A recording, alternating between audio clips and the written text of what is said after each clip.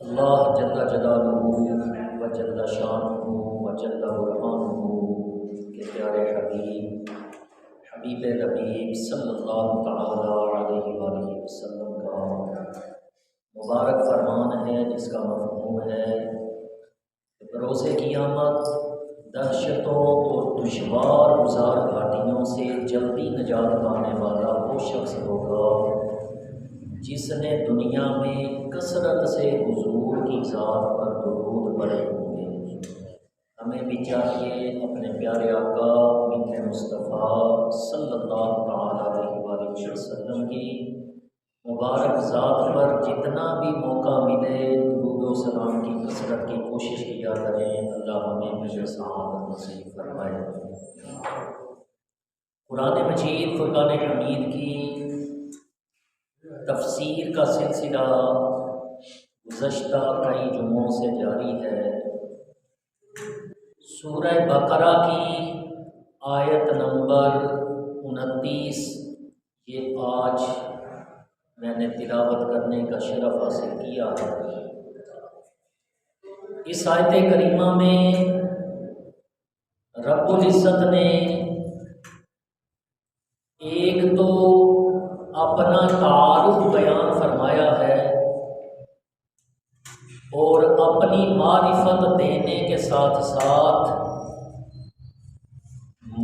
مومنوں کے لیے یا مخلوق کے لیے جو نعمتیں رب نے بنائی ہیں، پیدا فرمائی ہیں، ان کا ذکر فرمایا،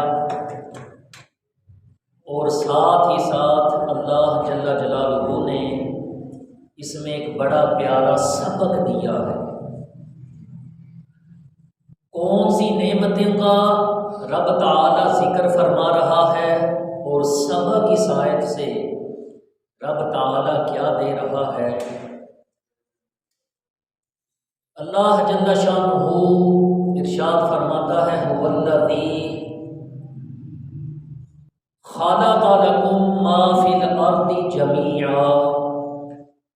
ارشاد فرمایا کہ تمہارا معبود، تمہارا رب وہ وحدہ لا شریک ہے، وہ ذات عبادت کے لائق ہے جسے تم اپنا معبود سمجھتے ہو۔ اس کا تعارف یہ ہے کہ خلق لکم، اس نے تمہارے لیے پیدا فرمائے۔ کیا پیدا فرمایا ہمارے لیے؟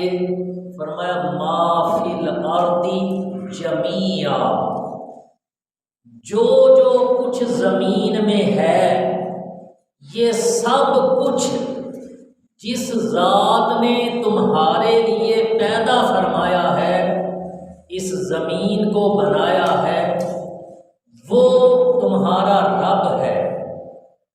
اور پھر ارشاد فرمایا کہ صرف زمین نہیں، ثم استوى الى السماء، پھر جب رب نے آسمانوں کا قصد فرمایا، آسمان بنانے کا ارادہ فرمایا، فسواہن سبع سماوات، رب فرماتا ہے تو اس نے 7 آسمان ٹھیک بنا دیے۔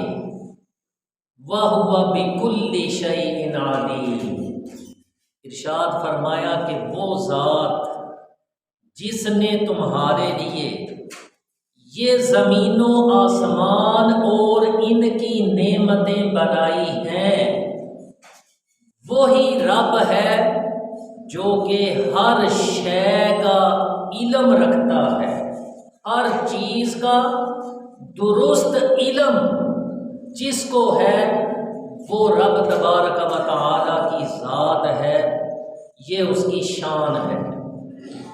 اب اس آیت مبارکہ کے اندر اللہ جل شانہ نے جو اپنا تعارف بیان فرمایا ہے اور ارشاد فرمایا کہ جس معبود کو تم مانتے ہو، جسے وحدہ لا شریک کہتے ہو، بولتے ہو، سمجھتے ہو، وہ رب، اس نے تم پر کرم کیسے فرمایا ہے، تمہارے لیے انعام اور نعمتوں میں سے کیا کچھ بنایا ہے؟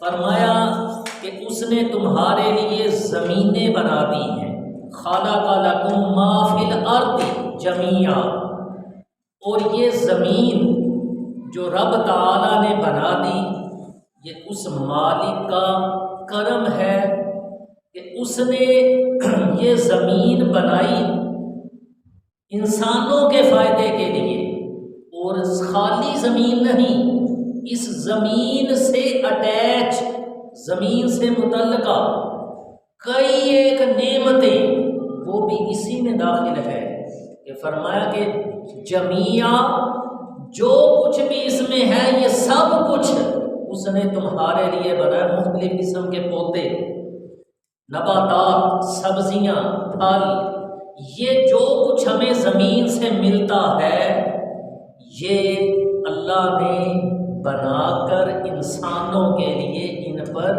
انعام فرمایا، اور خالی نباتات نہیں، مختلف قسم کی معدنیات زمین سے نکلتی ہیں، مختلف قسم کی چیزیں جن سے ہم فائدہ حاصل کرتے ہیں وہ زمین سے نکالی جاتی ہیں، گیس، پیٹرول وغیرہ ایسی مختلف چیزیں۔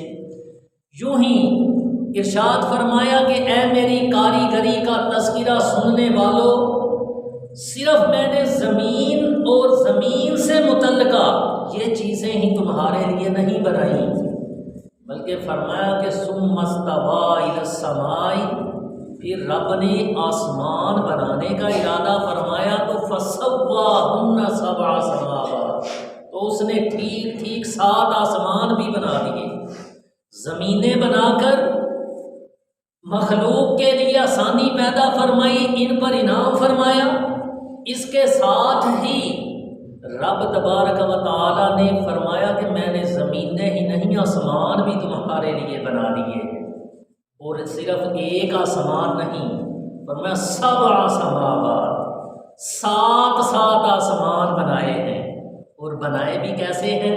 فرمایا فسواہن، ٹھیک ٹھیک ان کو بنایا ہے۔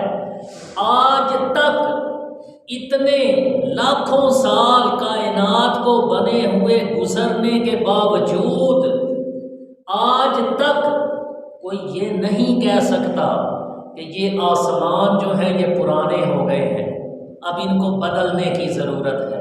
اس کاریگر نے ایسے بنائے ہیں، اس رب کی ایسی شان ہے کہ کوئی ہم چھت بناتے ہیں، اس چھت کی کوئی لیمٹ ہوتی ہے، یہ سریا ڈال کے، بچری ڈال کے، سیمنٹ ڈال کر یہ کنکریٹ کی چھت جو ڈالی جاتی ہے یہ بھی اس کی ایک مدت ہے، ایک لیمٹ ہے، 50 نہیں تو 100 سال چل جائے گی، 100 سال نہیں تو 150 200 سال گزار جائے گی، اس کے بعد یہ ختم ہے، بوسیدہ ہو جاتی ہے۔ لیکن اللہ تبارک و تعالیٰ کے بنائے ہوئے آسمانوں کی چھت، اس کی شان یہ ہے کہ اتنے سال ہزاروں گزر گئے لیکن وہ پرانی یا بوسیدہ چھت نہیں ہوئی ہے۔ کوئی یہ نہیں کہہ سکتا کہ یہ ادھر سے آسمان جو ہے ٹیڑھے بنا دیے ہیں، ادھر سے یہ ایسے ہونے چاہیے تھے، یہ سیدھے ہونے چاہیے تھے، یہ ایسا ہرگز نہیں ہے، اس نے کمی چھوڑی ہی کوئی نہیں، کیونکہ بنانے والی جو ذات ہے وہ کامل و اکمل ہے۔ اس نے چھت ایسی بنا دی ہے کہ اتنے ہزاروں سال گزرنے کے بعد بھی کسی ایک جگہ سے وہ چھت جو ہے وہ ٹوٹی نہیں ہے، آسمان کے کنارے وہ ٹوٹے نہیں ہیں، کسی جگہ سے اتنی صدیاں گزرنے کے باوجود موسموں کی طغیانی، طوفان، بارش، یہ مختلف قسم کی ہوائیں یہ اس کو اتار نہیں سکی، تباہ نہیں کر سکی، کسی جگہ پہ رکھنے نہیں پڑے کہ وہاں سے پانی ٹپکنا یا بارش کے بغیر ہی ادھر سے کوئی سوراخ ہو گئے ہوں جس کی وجہ سے آسمان کی کوئی چیزیں وہاں سے گرنی شروع ہو جائیں۔ اللہ نے ایسی قدرت کے ساتھ یہ آسمان بنائے ہیں، اور فرمایا کہ اتنی شان کے ساتھ اتنے جو تمہارے لیے یہ آسمان بنائے ہیں، بنایا بھی ایک نہیں بلکہ 7 بنا دیے ہیں۔ اور پھر رب فرماتا ہے وَهُوَ بِكُلِّ شَيْءٍ عَلِيمٌ، جس رب کی اتنی کاریگری ہے نا، جو اتنا ماہر ہے اتنا کامل و کمل ہے، اس کا تعارف یہ ہے کہ وہ رب ہے جو معبود حقیقی ہے، جو عبادت کے لائق ہے، اور جس کے پاس ہر شے کا درست علم ہے۔ اندازہ فرمائیے، یہ آیت کریمہ بندہ یہ پڑھے، اس کا ترجمہ پڑھے، ایمان تازہ ہو جاتا ہے کہ وہ رب کیسا رحیم ہے، اپنے بندوں پر، مخلوق پر کیسا مہربان ہے کہ ہمیں پیدا فرمانا، محبوب کی امت میں بنا دینا، یہی اس کا بہت بڑا احسان ہے۔ ان احسانوں کے باوجود اللہ جل جلالہ نے کائنات کے ذرے ذرے میں انسانوں کے لیے نفع کی کوئی مزید صورتیں اور چیزیں رکھ دی ہیں۔ کائنات کے ذرے ذرے میں ان انسانوں کے لیے مختلف فائدے رکھ دیے گئے ہیں۔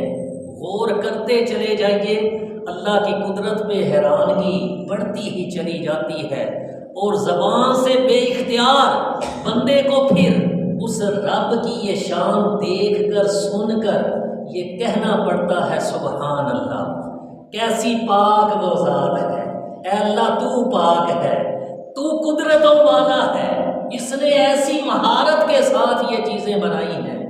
زمین کا یہ فرش بچھایا، یہ زمین بنانا، یہ بھی اللہ کی ایک مہارت ہے، پھر اس کو بچھا کر بنانا یہ بھی کوئی کم مہارت اور اللہ کی کوئی چھوٹی نعمت نہیں ہے۔ ذرا تصور کیجئے کہ اگر یہ زمین ایسے لیٹی ہوئی، ایسے بچھی ہوئی نہ ہوتی، اللہ قادر ہے ہر شے پہ، وہ اس کو یوں کھڑا ہوا بنا دیتا، ہمارے لیے کتنی مشکل ہو جاتی۔ اس زمین کے اوپر کوئی چیز ٹھہرتی نہ، اگر یہ کھڑے ہوئے دیوار کی طرح جو ہے اس کو بنا دیا جاتا تو کوئی چیز اس پہ ٹھہر نہ سکتی، رک نہ سکتی۔ اس مالک نے زمین کو بنایا بھی، لیکن بنا بھی اس طریقے سے دیا، اس کو بچھا دیا کہ میرے مخلوق کے لیے پریشانی بھی نہ بنے، یہ آسانی کے ساتھ اس کو استعمال بھی کر سکیں۔ اور پھر اسی زمین کو اللہ تبارک و تعالیٰ نے اس کے اندر ایک خاصیت رکھ دی، اس کو نرم بنا دیا ہے۔ اگر پہاڑی راستے پہ آپ کا کبھی جانا ہوا ہو تو آپ اسے سوچ کر دیکھیے، پہاڑوں پہ بندہ چڑھ رہا ہو نا، اس پہاڑی راستے پہ تھوڑا سا چلنے سے پاؤں تھک جاتے، پاؤں میں درد سا محسوس ہونے لگ جاتا ہے، کیونکہ وہ سخت پہاڑ ہیں، ان پر چلتے ہوئے پاؤں جلدی تھکتے ہیں، درد محسوس کرتے ہیں۔ اللہ نے زمین میں یہ خاصیت رکھ دی، اس کو نرم بنا دیا کہ میرے بندے چلتے چلتے اس پر تھکاوٹ بھی ایسے محسوس نہ کریں، ان کے پاؤں جو ہیں یہ درد بھی نہ کرنے لگ جایا کریں۔ اس مالک کو مخلوق کے ساتھ دیکھیں کیسی محبت ہے، اور اس کی کاریگری، اس میں غور کرتے چلے جائیے کہ اس کاریگر نے یہ کاریگری کیسی دکھائی ہے، کیسا اس زمین کو۔ ایک اور بات آپ کو بتاؤں کہ اس زمین کی خاصیت جو ہے نا، یہ اللہ جل شانہ نے ماں کی پرورش جیسی خاصیت، یہ خوبی اللہ نے زمین میں پیدا فرمائی ہے۔ کیسے کہ ماں جو ہے وہ کیا کرتی ہے، چھوٹا سا بچہ وہ ماں کی گود میں ہوتا ہے، ماں اس کو پہلے اپنا خون جگر پلاتی ہے، اس بچے کو اپنا دودھ جو ہے وہ اپنے جسم میں سے، یوں سمجھ لیں کہ اس کو غذا اپنے جسم میں سے بنا کے یا جسم میں سے کاٹ کر وہ اس کو کھلا رہی ہے، جو خود کھاتی ہے اسی میں سے وہ اللہ کی قدرت سے دودھ بنتا ہے، وہ دودھ اس بچے کو پلا کے، اس کو سنبھال کے، اس کو پال پوس کے بڑا کرتی ہے، پرورش کرتی ہے۔ زمین پہ غور کریں، زمین کے اندر بھی اللہ نے یہ خوبی رکھی ہے۔ ایک چھوٹا سا ننھا منا سا بیج آپ زمین میں ڈالتے ہیں، اوپر سے تھوڑا سا پانی لگا دیتے ہیں، یہ زمین اس کو کیسے سنبھالتی ہے، کیسے اس کی پرورش کرتی ہے۔ وہ چھوٹے سے بیج کو پہلے پودا چھوٹا سا نکلتا ہے، پھر وہ بڑا پودا بنتا ہے، درخت بن جاتا ہے، اس پہ پھل پھول سبزیاں، یہ مختلف قسم کے اس سے ہم فائدے حاصل کرتے ہیں۔ یہ زمین نے گویا کہ اس دانے کی پرورش کر کے اس کو بڑا کیا۔ اللہ نے ماں جیسی خوبی اس زمین کے اندر رکھ دی ہے۔ اس زمین کی ہی کتنی ہی خوبیاں وہ گنواتا چلا جاؤں تو یہ جمعے کا بیان ختم ہو جائے۔ اتنی میرے رب کی مہارتیں ہیں، لیکن گفتگو اور بھی کرنی ہے۔ اللہ جل شانہ نے اس زمین کے اندر ایسے ایسے ہمارے لیے منافع رکھ دیے ہیں، ایک کائنات کے ذرے ذرے میں مخلوق کے لیے نفع کی چیزیں رکھ دی ہیں۔ یہی وہ زمین ہے جس سے ہمارے لیے رب تعالیٰ مختلف معدنیات پیدا فرماتا ہے۔ سوئی گیس یہ زمین سے نکلتی ہے، ہم اس سے فائدے حاصل کرتے ہیں۔ سردیوں میں وہ کھانا پکانا، یہ تو گرمیوں سردیوں میں ہوتا ہے، سردیوں کے اندر یہ گیس ایک اور نعمت کے طور پہ ہاتھ وغیرہ جو ہے جسم کو گرم کرنے کے لیے، پانی گرم کرنے کے لیے، حرارت کے لیے یہ استعمال ہوتی ہے۔ کتنی بڑی اللہ کی نعمت ہے، زمین سے ہی رب پیدا فرماتا جا رہا ہے۔ پیٹرول زمین میں سے نکلتا ہے، زمین میں ایسی خاصیتیں رب نے رکھ دی ہیں۔ اسی زمین سے یہ سونا، تانبا، جپسم، لوہا، یہ مختلف قسم کی جو معدنیات ہیں، کوئلہ وغیرہ، یہ زمین سے ساری چیزیں نکلتی ہیں۔ اللہ کی شان ایسی ہے، اس نے زمین کا فرش تو بچھایا ہے، یہ اس کی کاریگری ہے، لیکن اس فرش کے اوپر ایسی ایسی کاریگریاں رکھ دی ہیں کہ کہیں سے کھودے تو سوئی گیس نکل آتی ہے، کہیں سے کھودے تو پیٹرول نکل آتا ہے، کہیں سے وہ پہاڑوں کو کھود لے، زمین کو کھود لے تو سونا نکل آتا ہے، کہیں سے کھودے لوہا نکل آتا ہے۔ زمین وہی ہے، وہی فرش ہے، لیکن ایسی ایسی نعمتیں اور ایسی ایسی ہمارے استعمال کی چیزیں، ہمیں نفع پہنچانے والی چیزیں رب نے اس زمین میں رکھ دی ہیں، اور ساتھ ارشاد فرما دیا والذی خلق لکم، وہ رب ہے جس نے یہ پیدا فرمایا۔ فرمایا پیدا کیوں کیا ہے، یہ پیدا کس کے لیے کیا ہے؟ فرمایا خلق لکم، تمہارے لیے پیدا کیا ہے۔ یہ زمین کو پیدا کیا کس کے لیے؟ ہمارے لیے۔ کس کے لیے پیدا کیا؟ ہمارے لیے۔ زمین سے یہ سبزیاں کس کے لیے اگاتا ہے؟ ہمارے لیے۔ زمین سے یہ مختلف نعمتیں کس کے لیے نکلتی ہیں؟ ہمارے لیے۔ رب تعالیٰ فرماتا ہے والذی خلق لکم، وہ رب جو زمین کے ساری چیزیں اس نے تمہارے لیے پیدا فرمائی ہیں۔ اس رب کی شان پہ غور کرو، اس رب کی شان کو سمجھو کہ وہ تم سے پیار کتنا کرتا ہے، تمہیں پیدا کر کے، تمہیں بنا کے تمہارے لیے کیا کیا کچھ اس نے بنایا ہے۔ اس مالک کی ذات پر غور کرو۔ آج ایک باپ جو ایک گھر بناتا ہے ساری زندگی لگا کے، بچے کی شادی کرتا ہے، اس کی پرورش کر کے، تعلیم دلوا کے، جب وہ بچہ اب صاحب روزگار ہو جاتا ہے، باپ بوڑھا ہو جاتا ہے، کبھی اس باپ کے دل میں خیال آتا ہوگا، یا بعض اپنے بچے کو کہہ بھی دیتے ہوں گے کہ یہ دیکھو میں نے تمہارے لیے کیا کیا کچھ کیا ہے۔ عام سا جملہ ہے، بیٹا میں نے تمہارے لیے کیا کیا کچھ بنایا ہے۔ لیکن اس رب کی ذات پہ غور کیجئے، اس نے ہمارے لیے کیا کیا کچھ بنایا ہے۔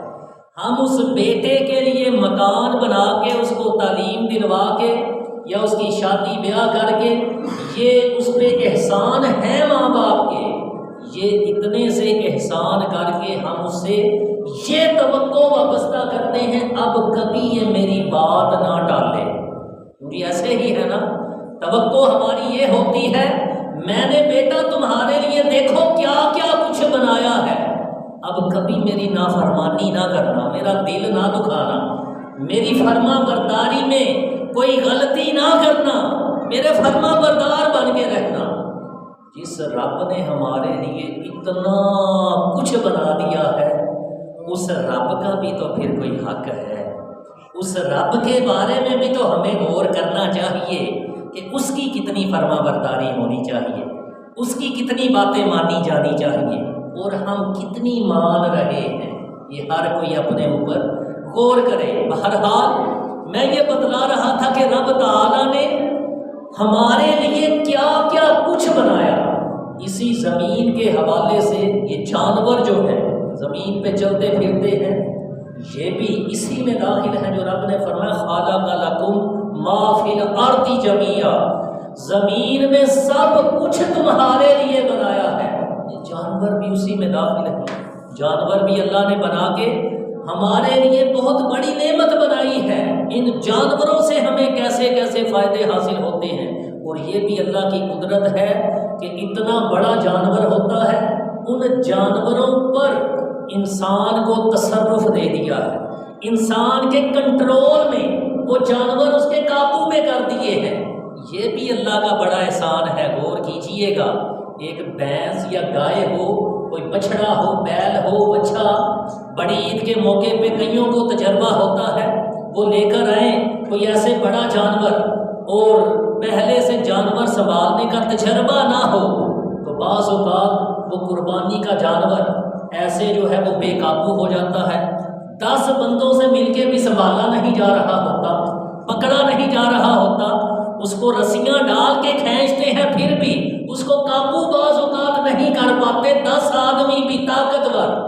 یعنی اس جانور کے اندر اللہ نے طاقت اتنی رکھی ہے، لیکن دوسری طرف دیکھیے کہ 20-25 جانور جو ہے، بھینسیں، گائے وغیرہ، ان کو ایک چھوٹا سا بچہ، ایک 14-15 سال کا، وہ ہاتھ میں ایک چھوٹا سا ڈنڈا لے کے یہ 20-25 بھینسوں کو لیے جا رہا ہوتا ہے چرانے کے لیے، ڈیرے سے ادھر ادھر لے جانے کے لیے۔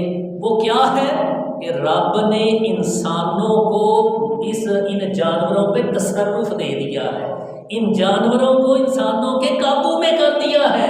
یہ اللہ کی قدرت ہے، اس کا یہ بھی احسان ہے۔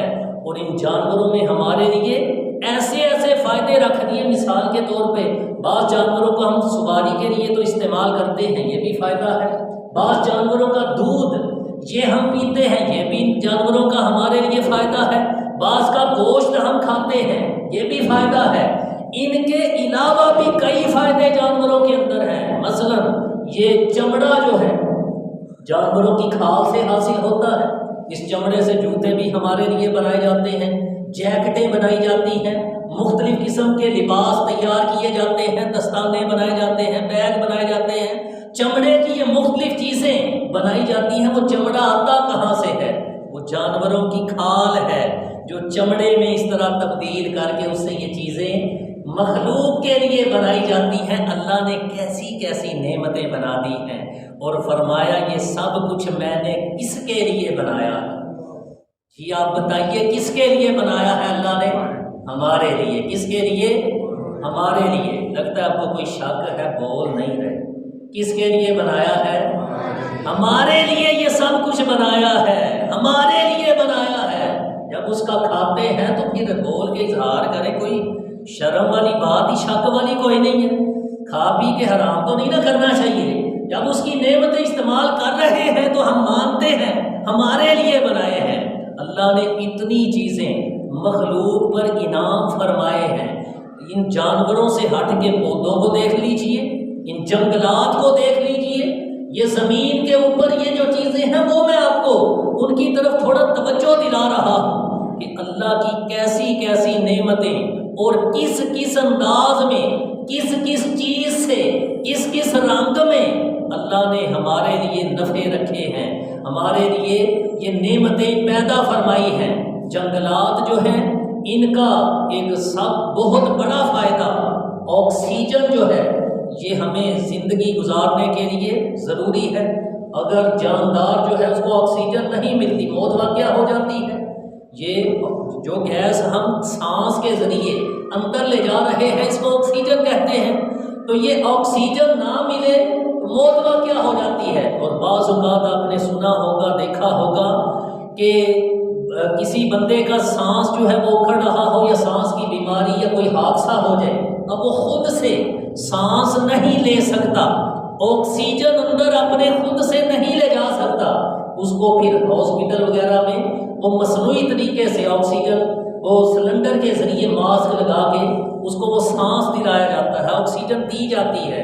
اور یہ بھی آپ کو معلوم ہوگا کہ وہ آکسیجن وہ فری نہیں، بڑی مہنگی ملتی ہے۔ اللہ بچائے، اللہ پاک نہ ہی اس کی نوبت لائے، نہ ہی اس کی ضرورت ڈالے، لیکن اگر 24 گھنٹے ایک مریض جو ہے ہاسپٹل کے بیڈ میں لیٹا ہوا وہ آکسیجن استعمال کرتا ہے تو اس کی ہزاروں روپے کی یہ 24 گھنٹے کی آکسیجن ہی بن جاتی ہے جو اس نے بل وہاں پہ پے کرنا ہوتا ہے۔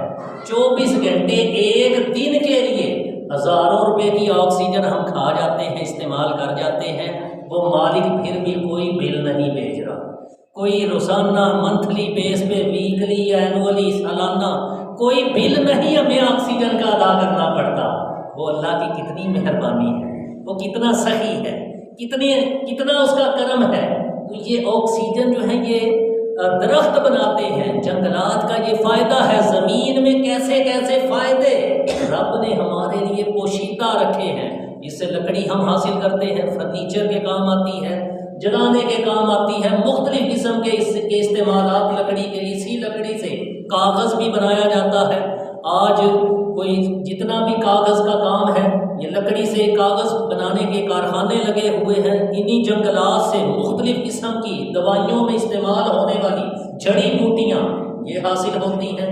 اللہ نے کس کس رنگ میں کیسے کیسے فائدے رکھ دیے ہیں، اور پھر یہی جو جنگلات ہیں ہمارے موسم کی اس فضا کو خوشگوار رکھنے کے لیے ان کا بڑا گہرا کردار ہے۔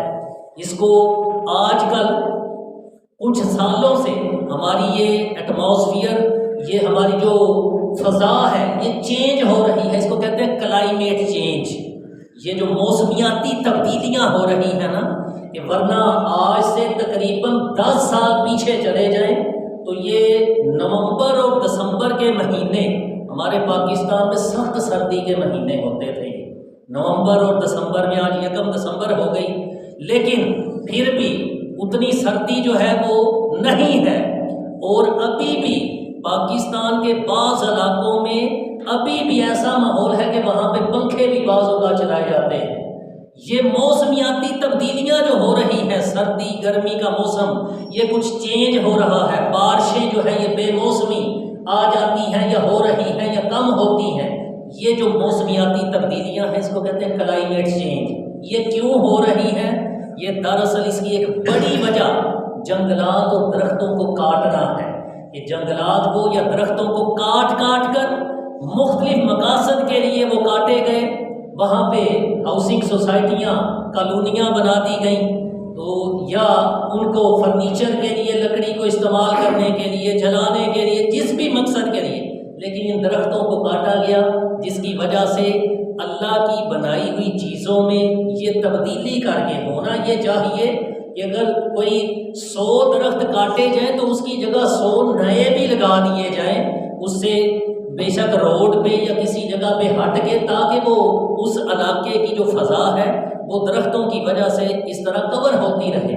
آج کل یہ جو سموگ کا یہ ایشو چلا ہوا ہے، اس کے پیچھے بھی یہی وجہ کار فرما ہے کہ درخت پچھلے سالوں میں ایسے بے دریغ کاٹے گئے، جس کی وجہ سے ایسا یہ ماحول بن چکا ہے، ایسی فضا ہمارے ہاں بن چکی ہے، اور اس کو کنٹرول کرنے کے لیے عجیب پالیسیاں بنائی جاتی ہیں کہ یہ دکانیں بند کر دیں تو سموگ جو ہے یہ کنٹرول ہو جائے گی، یہ سکول بند کر دیں تو سموگ کنٹرول ہو جائے گی، حالانکہ اس کی وجہ پیچھے وہ کچھ اور ہے۔ تو بتلا میں یہ رہا تھا کہ اللہ کی قدرت دیکھیے کہ اس نے کس کس چیز میں کیسے کیسے فائدے رکھ دیے ہیں، اور اگلی بات کا جواب آپ نے دینا ہے یہ کس کے لیے فائدے رکھے ہیں، کس کے لیے؟ ہمارے لیے۔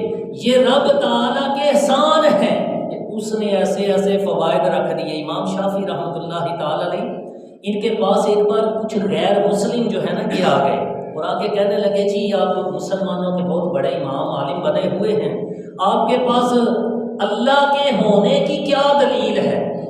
ہم کہتے ہیں کہ رب کوئی نہیں ہے، رب ہے ہی نہیں، آپ کے پاس کیا دلیل ہے کہ اللہ ہے؟ اللہ کے ہونے کی دلیل کیا ہے آپ کے پاس؟ امام شافعی رحمۃ اللہ تعالی علیہ اس وقت کوئی شہتوت کے درخت کے پاس موجود تھے، آپ نے اسی شہتوت کے درخت کی طرف اشارہ کرتے ہوئے ارشاد فرمایا کہ اے اللہ کی ذات کو جھٹلانے والوں، اس کا انکار کرنے والوں، یہ کون سا درخت ہے جی شتوت کا؟ آپ نے فرمایا کہ اسی شتوت کے پتے بکری کھاتی ہے تو وہ بکری دودھ دیتی ہے، یعنی یہ پتے جو غذا ہیں ان کو رب دودھ بنا کے اس کے جسم سے نکالتا ہے۔ یہی شتوت کے پتے ہرن کھاتی ہے تو اللہ کی قدرت ہے کہ وہ ان شتوت کے پتوں کو، اس غذا کو ہرن کے پیٹ میں سے قیمتی خوشبو مشک بنا کے نکالتا ہے۔ جب یہی شتوت کے پتے یہ اگر بکری اور ہرن کے علاوہ ریشم کا کیڑا یہ کھاتا ہے شتوت کے پتے، تو اس کے جسم میں سے اللہ کی قدرت ہے وہ ریشم بن کر نکلتی ہے۔ اگر درخت بھی ایک ہے، پتے ایک جیسے ہیں، کھانے والے مختلف ہیں، وہاں سے ہو کر یہی پتے نکل رہے ہیں، لیکن ہونا تو یہ چاہیے تھا جب غذا ایک جیسی ہے نکلنے والا مادہ بھی ایک جیسا ہوتا، وہ ایک جیسا نہیں۔ ہرن کھا لے تو مشک بن کے نکلتا ہے، بکری کھا لے تو یہ پتے دودھ بن کے نکلتے ہیں، ریشم کا کیڑا کھائے تو ریشم بن کے نکلتا ہے۔ اگر یہ رب نہ ہوتا، یہ خود بخود ہی یہ سارا سسٹم چل رہا ہوتا تو پھر ایسا نہ ہوتا۔ وہ ذات جو کہ ان پتوں کو ایک ہی درخت کے مختلف چیزوں میں تبدیل کر کے نکال رہی ہے مختلف جسموں سے، وہی رب ہونے کی دلیل ہے۔ جو طاقت یہ کام کر رہی ہے اسی کو ہم رب کہتے ہیں، اسی کو اللہ مانتے ہیں۔ امام شافعی رحمۃ اللہ تعالی علیہ کی اس دلیل سے اس وقت کئی کافر جو ہیں یہ مسلمان ہو گئے۔ دنیا کے اندر ایک طبقہ ہے جن کو ملحد کہا جاتا ہے، یہ اللہ کا انکار کیے بیٹھے ہیں، یہ مانتے ہی نہیں کہ رب بھی ہے، اللہ تبارک و تعالیٰ کی ذات کا ہی سرے سے انکار کرتے ہیں۔ اور ابھی کچھ سالوں سے جب سے سائنس نے کچھ ترقی کرنا شروع کی، یہ نئے نئے سیارے دریافت ہوئے، نئی کہکشائیں یہ ڈسکور کی گئی، دریافت ہوئی، اور مختلف قسم کی سائنس کی ریسرچ جو ہے یہ آگے آئی، تو اس پر لاجواب ہو کے یہ جو ملحد ہیں اللہ کا انکار کرنے والے، ان کے ایک بڑے نے چند سال پہلے ایک کتاب لکھی تھی جس کا نام ہے دی بلائنڈ واچ میکر، دی بلائنڈ واچ میکر۔ اس نے لکھا کہ یعنی اندھا گھڑی ساز، گھڑی سے ان کی مراد ہے کائنات، اور گھڑی ساز سے مراد کے کائنات کو بنانے والا بلائنڈ کہتے ہیں اندھے کو۔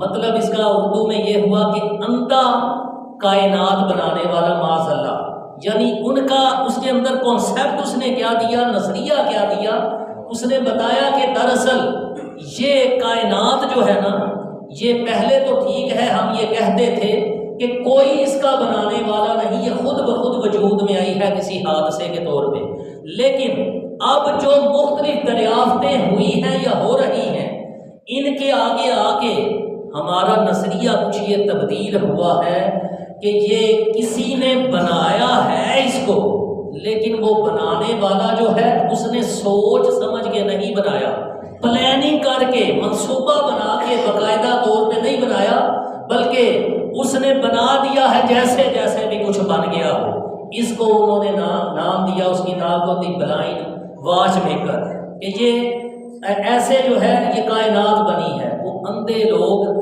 عقل کے اندھے ہیں جو اس کائنات کو بنانے والے کو اندھا مان رہے ہیں، ان کی عقلوں پر ہزار تف ہے کہ ان کی عقل میں اتنی بات نہیں آئی کہ جس کائنات بنانے والے نے اتنی مخلوق کو خربوں کی تعداد میں، بلکہ گنتی ختم ہو جائے، انسان، جانور، جن، یہ حشرات، یہ مختلف پرندے، یہ سارے مخلوق، ان کو دو دو آنکھیں جس کائنات بنانے والے نے ان کو دو دو دے دی ہیں اتنی تعداد میں، وہ خود اندھا کیسا ہو سکتا ہے؟ وہ خود جو ہے وہ اندھا ہو، ایسے کیسا ممکن ہے؟ تو یہ ان کی سمجھ میں بات نہیں آئی۔ بہرحال بتلا میں یہ رہا تھا کہ اللہ تبارک و تعالی نے اپنے ہونے کی یہ اس آیت کریمہ میں یہ دلیل بھی پیش فرمائی ہے کہ وہ رب ہے جس نے اتنی اتنی چیزیں تمہارے لیے بنا دی ہیں۔ رب تعالیٰ اسی نظریے کو قرآن کی ایک دوسری آیت میں بیان فرماتا ہے، ارشاد فرمایا وَمَا خَلَقْنَا السَّمَاوَاتِ وَالْأَرْضَ وَمَا بَيْنَهُمَا إِلَّا بِالْحَقِّ۔ ارشاد فرمایا کہ اس زمینوں کو، آسمانوں کو اور ان کے درمیان جو کچھ ہے، رب نے ان کو حق کے ساتھ پیدا فرمایا ہے۔ اس حق کے ساتھ کی تشریح، اس کی تفسیر جو مفسرین نے کی، اس حق سے مراد کیا ہے؟ اس حق سے مراد یہ ہے کہ کوئی چیز جس وقت جس جگہ پہ جتنی مقدار اور تعداد میں جس انداز سے چاہیے، اس جگہ پہ اس تعداد میں اس انداز میں اس وقت میں اس کو رکھا جائے، بنایا جائے، اس کو کہتے ہیں حق کے ساتھ۔ گویا کہ اللہ نے زمینوں کو، آسمانوں کو، ان کے درمیان جو کچھ ہے، ان سب کو ایسے ہی نہیں بنا دیا، وہ فرماتا ہے ان کو حق کے ساتھ، یعنی جتنی جتنی جہاں جہاں پہ جیسی جیسی ضرورت تھی ویسا بنایا ہے۔ ایک چھوٹی سی مثال دے کے آپ کو سمجھاتا ہوں، جلدی سمجھ آ جائے گی۔ آج سائنسدان جو ہیں اس دگ و دو میں لگے ہوئے ہیں کہ زمین پر آبادی بڑھتی جا رہی ہے، مخلوق میں اضافہ ہوتا جا رہا ہے، ہم کوئی نئی جگہ تلاش کریں رہنے کے لیے۔ چاند پر کوشش کی گئی کہ چاند پر بھی زندگی گزارنا ممکن ہو سکے، لیکن سامنے ریسرچ یہ آئی کہ چاند پر تو ٹیمپریچر بہت زیادہ ہے، وہاں پہ درجہ حرارت بہت زیادہ ہے، وہاں پہ انسان جانور یہ زندہ نہیں رہ سکتے، وہاں پہ ٹیمپریچر زیادہ ہے۔ کیوں زیادہ ہے؟ کہ وہ زمین کی نسبت سورج کے قریب ہے، اس لیے وہاں پہ ٹیمپریچر زیادہ ہے، ادھر زندگی گزارنا ممکن نہیں۔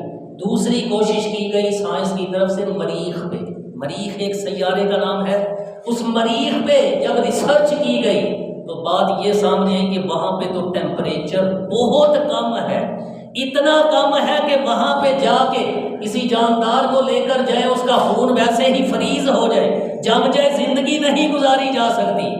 اب زمین کی طرف آئیے، اس زمین پر ہم رہتے ہیں، نہ جمتے ہیں، نہ اس پر ٹیمپریچر اتنا زیادہ کہ جل جائیں، نہ اتنا کم کہ فریز ہو جائیں۔ اس زمین کو رب نے ایسے ہی نہیں بنا دیا، اس سورج سے کتنے فاصلے پہ اس کو ہونا چاہیے تھا، اس فاصلے کا لحاظ رکھا۔ اس زمین کی صورت کیسی ہونی چاہیے تھی، چلنے پھرنے میں آسانی رہے، اس کو بچھا ہوا بنا دیا۔ یہ اس مالک کی کاریگری ہے، اس پر دلیل دے رہا ہوں کہ رب تعالیٰ نے یہ ساری چیزیں ہی اس طرح یوں ہی محض اندازے سے نہیں، بلکہ اس کی مہارت ایسی ہے کہ اس نے ہر شے اپنے علم کے مطابق کمال مہارت کے ساتھ بنائی ہے۔ یہ ساری چیزیں بنا کر اللہ تبارک و تعالیٰ نے جو مخلوق کے لیے پیدا فرمائی، لیکن سوچنے کی بات یہ ہے، زمین بنائی کس کے لیے؟ جی زمین کس کے لیے؟ آسمان کس کے لیے؟ ہوائیں کس کے لیے؟ بارشیں کس کے لیے؟ سورج کس کے لیے؟ چاند کس کے لیے؟ سبزیاں کس کے لیے؟ پھل کس کے لیے؟ یہ جتنی نعمتیں گنتے چلے جائیں، وقت ختم ہو رہا ہے، بات کو مختصر کرتا ہوں۔ یہ سب کچھ ہمارے لیے اس نے بنایا، ہمیں کس لیے بنایا؟ اس نے سب کچھ ہمارے لیے بنایا۔ انسان سوچے اس بات کو، انسان کو کس لیے بنایا؟ ڈاکٹر اقبال نے اس کو بڑے پیارے انداز میں سمجھایا۔ ڈاکٹر اقبال کہتے ہیں، نہ تو زمین کے لیے ہے نہ آسماں کے لیے، نہ تو زمین کے لیے ہے نہ آسماں کے لیے، جہاں ہے تیرے لیے اور تو نہیں جہاں کے لیے، تو نہیں جہاں کے لیے۔ مطلب کیا کہ ہم دنیا میں دنیا دار صرف بن کر رہ جائیں، ہم اس کے لیے نہیں ہیں، ہمارا مقصد کچھ اور تھا۔ اللہ نے وہ مقصد بھی بیان فرمایا، وَمَا خَلَقْتُ الْجِنَّ وَالْإِنسَ إِلَّا لِيَعْبُدُونَ، انسانوں اور جنوں کو اپنی عبادت کے لیے پیدا کیا، یہ سب کچھ ہمارے لیے پیدا فرما دیا ہے، اس سے فائدہ اٹھانا چاہیے حلال طریقوں سے، کوئی منع نہیں، لیکن اس کے ساتھ ساتھ اپنا طرز زندگی یوں رکھا جائے کہ جو مقصد زندگی ہمارا ہے اسے بھی سوچا اور پورا کیا جائے، تاکہ اتنا کچھ جو رب نے دیا ہے انسان کو جس لیے بنایا ہے وہ اس کو سمجھ کر اس پر عمل پیرا ہو جائے۔ اللہ مجھے اور آپ کو عمل کی توفیق عطا فرمائے، آمین۔